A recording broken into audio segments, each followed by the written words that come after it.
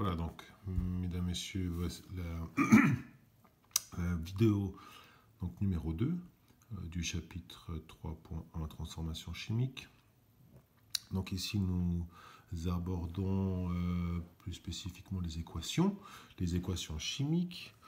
Donc comme vous le savez, nous allons avoir des transformations qui vont voir disparaître des substances finalement, hein, des formules brutes vont être utilisées pour former d'autres formules brutes ou des substances vont être utilisées pour former d'autres substances.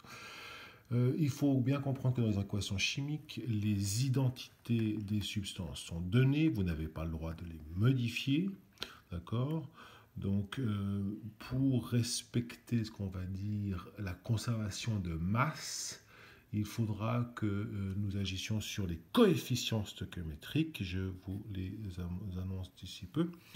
Donc, voici une équation chimique. L'équation chimique ici que nous considérons est la combustion du méthane, hein, le CH4, le méthane, le gaz. J'ai fait une petite correction ici, il y avait une erreur. Nous indiquons par ce biais-là, entre parenthèses, l'état de la matière, souvent à température ambiante et pression atmosphérique. Donc ici, vous avez du méthane, du CH4, qui est un gaz qui réagit avec de l'oxygène, qui est aussi gazeux. Le corps pur simple, oxygène, est gazeux à température ambiante et pression atmosphérique. Ces deux substances donc vont réagir pour former, il est annoncé, du CO2, du gaz carbonique qui est aussi à l'état gazeux, et de l'eau qui est à l'état liquide, donc à température ambiante. Voilà. Donc avant la réaction ici va mettre en œuvre une réaction donc, entre des réactifs, des substances appelées réactifs. Les réactifs réagissent pour former des produits. Voilà. Donc cette équation-là peut être lue de la manière suivante. Le méthane, ici, réagit avec le gaz oxygène pour former du gaz carbonique et de l'eau. D'accord. Donc la réaction ici annonce donc de gauche à droite, elle se produit de gauche à droite.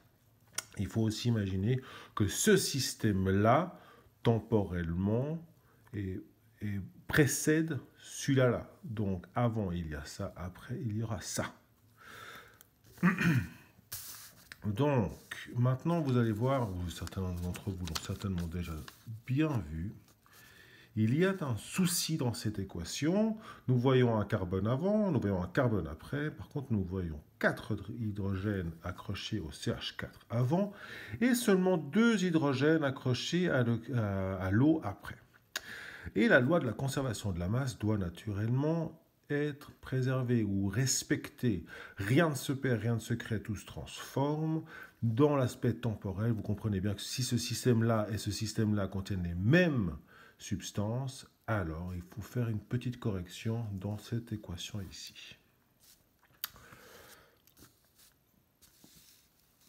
Donc le nombre d'atomes des différents éléments avant et après la réaction doivent être les mêmes. Le nombre de carbone avant et après doit être le même, l'hydrogène pareil et les oxygènes pareil. C'est pour ça que nous introduisons ce qu'on appelle des coefficients stoichiométriques, des coefficients qui vous rendront la place ici avant les substances, d'accord, avant les formules brutes, de manière à équilibrer, c'est ce qu'on appelle un équilibrage d'une équation chimique, équilibrer les équations ou une équation sans naturellement, et je le répète, modifier les formules brutes. D'accord? Donc, comment équilibrer une réaction chimique? Alors, c'est une règle que j'appelle par tâtonnement, hein, finalement, c'est à force d'en faire, on a une certaine intuition. Par contre, il est toujours intéressant de choisir un atome se trouvant dans une formule brute à gauche et une formule brute à droite. Et comme ça, nous équilibrons cet atome choisi. Hein, nous faisons en sorte qu'il ait le même nombre à gauche et à droite. Et ça devrait débloquer finalement d'autres coefficients stoichiométriques par déduction. Voilà. Et surtout, très important, parce que nous procédons d'abord par déduction, mais ensuite il faut relire les équations, il faut relire les coefficients stoichiométriques, et ceci se fait de deux manières différentes. Naturellement, tous les atomes à gauche et à droite doivent être au même nombre, et aussi, c'est une bonne porte d'entrée, ici, le bilan des charges doit être le même, c'est-à-dire que les charges résiduelles avant doivent être égales aux charges résiduelles après. Autrement dit, le nombre de protons, de neutrons et d'électrons avant la réaction doit être égal au nombre de protons, de neutrons et d'électrons après la réaction. Si vous avez un déficit de 1 électron avant la réaction, vous aurez un déficit de 1 électron après la réaction. Alors, allons-y. Voici l'équation équilibrée. Vous avez donc un CH4. Je décide de mettre un CH4. Pourquoi pas? Ben voilà, je vois qu'il y a un carbone avant, je vois un carbone après. Donc je dis que j'ai un CH4. Si j'ai un CH4, alors j'ai 4 hydrogènes avant la réaction. 4 hydrogènes à la réaction, donc 4 hydrogènes après la réaction. Qui sont les porteurs? Qui est le porteur d'hydrogène? C'est l'eau. L'eau porte 2 hydrogènes, donc il me faut 2 molécules d'eau. Donc 2 fois 2, 4. 4 hydrogènes après réaction, c'est très bien. Nous avons exploité ici le carbone et l'hydrogène. Nous avons trouvé, grâce au CH4O1 ici, le 1 là et le 1 là.